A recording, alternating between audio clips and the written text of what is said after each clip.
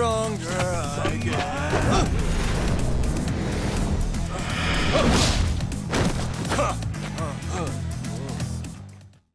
What do you get if you mix the ever-violent Yakuza franchise with the mystery-ridden Ace Attorney franchise? You get something like Judgment, the brand new open-world game from the Ryu Ga Gotoku... the guys who make Yakuza. I'm Luke, and here's my judgment on Judgment.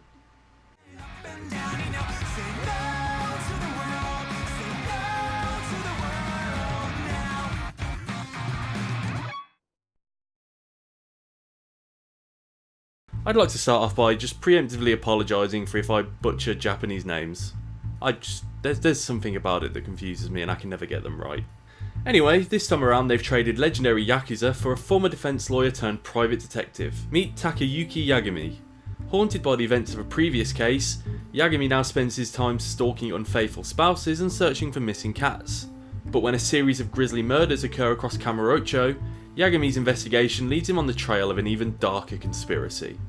Look, I don't want to make too many comparisons to Yakuza in this review, but it's really hard not to. It shouldn't be surprising considering it shares the same developers, it's pretty much in the same universe as Yakuza, and it's even set in Kamurocho, the same location it's been featured in almost every Yakuza since its launch.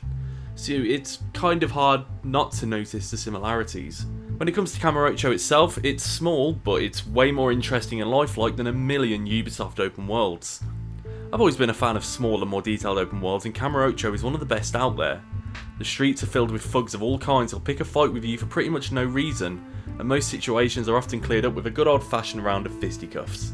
In combat, Yagami employs two different fighting styles. He has Crane, which features more wide swinging moves to help manage crowd control and enables you to perform EX moves that can hit more than one enemy. And then there's Tiger, which focuses on targeting a single enemy with more powerful attacks and even wilder EX gauge moves that never fail to amuse.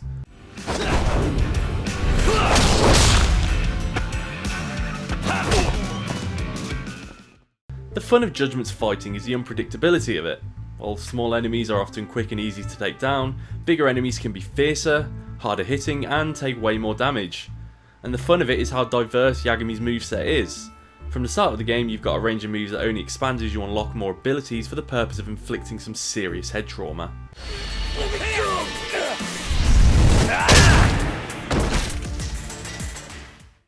That's not all though, Yagami can utilise almost anything as a weapon. If you lift it up, you can hurt someone with it. Cones, baseball bats and even bikes are all fun ways to knock someone senseless. As a private detective, Yagami will sometimes need to rely on those investigative abilities to solve a case. Examining crime scenes, tailing an unsuspecting target, or just sometimes chasing someone through the streets. The problem is that a lot of these get really repetitive very fast. None of them really change at all over the course of the game, no matter how many times they happen. I mean, examining a crime scene is just looking around a bunch until the game tells you you've found all the important stuff. Chase sequences are kind of like Temple Run. Yagami runs along a set path and you simply guide him left and right with an occasional button press to avoid obstacles. And tailing was perhaps the most frustrating and tedious of these minigames. You follow said person and occasionally hide behind something when your paranoid target randomly turns around. They all get boring pretty quickly, which isn't a good sign since there's usually some form of investigation in every case. And some conversations will occasionally prompt you to prevent some evidence you've gathered when they rebuff your attempts, and even then the way they hint at the evidence you need isn't exactly subtle. Despite the tedious nature of the investigation elements, Judgment does pack one hell of a mystery. Yagami's investigation into a series of gruesome murders is just the tip of the iceberg. He's not on his own though. Yagami's usually joined by his partner and ex-Yakuza buddy Masaharu Kaito. No, that's not right. Masaharu Kaito? I think? Yeah. Look, as the investigation into murders starts to get deeper and deeper, you'll find even more unlikely allies as the figures in the shadow look for ways to end your investigation. The characters are fun, and it feels like each plays a distinct role in forwarding the story. The slow build to the climax is fantastic, although I did feel it slightly fumbles a little at the end due to the way a certain reveal is handled. But as I got ever closer to the game's ending, I found myself so hooked that I just had to keep playing. And I was actively turning away invites to play other games. Sorry, Owen. The investigation into the murders isn't the only work Yagami has to do. When you're not chasing the truth, Yagami can take on a series of side cases that range from charming and silly to outright hilarious. Cases can involve recovering lost possessions, investigating suspicious other halves, or exorcising a ghost.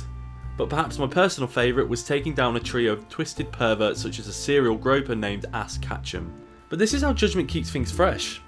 While the main story's brooding, mysterious narrative keeps you on the edge of your seat, the side cases are a fun dose of silliness that take the edge off the more intense moments. Alongside these side cases are friendship events. Certain NPCs scattered across the world with their own stories and problems. Like our side cases, they're light-hearted and goofy. You can be helping a feline aficionado search for missing cats, or giving a restaurant owner advice on how to spice up his menu. Judgment is filled with a million stories, each amusing in their own way, and at the very least, a fun distraction. So with what I just said in mind, it might come off as a little hypocritical to say that I still feel like Judgment is missing something. Namely, a lot of those fun little mini-games you could do in Yakuza. Sure, the arcade is still there, even sporting a custom-made House of the Dead inspired game. Like Yakuza 6 had the internet cafes where you could talk to cam girls, cabaret clubs, and other mindless little distractions. I think the biggest sin is the lack of karaoke. I'm legitimately sad we didn't get to see one of those weird karaoke fever dreams like Majima's 24-hour Cinderella in Yakuza 0.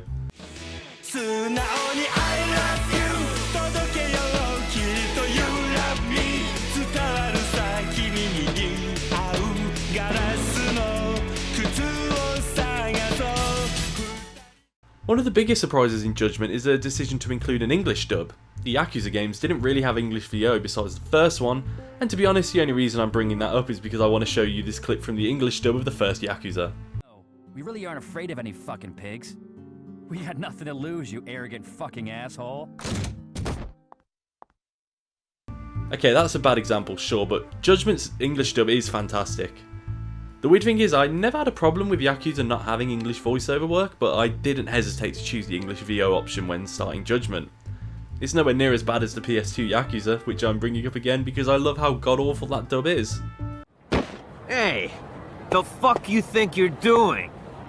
And just what the fuck family are you from, huh? Excuse me. Excuse you? No. Fuck you!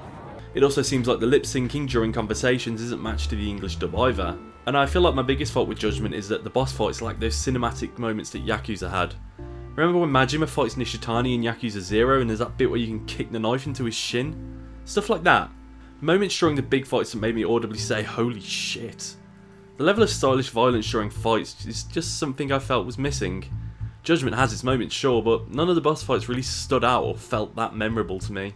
But in spite of its shortcomings, I had a great time with Judgment. There's plenty to do in it. One day I'm playing darts with an American ninja, then I'm fighting a really buff naked guy who exposed himself to a friend of mine, and when I'm not doing that, I'm investigating a major conspiracy. Another gun? You know those are illegal, right? Judgment never got boring to me. I had a blast with it. But I do get the feeling that perhaps Judgment might have just been a side project while they work on Shin Yakuza.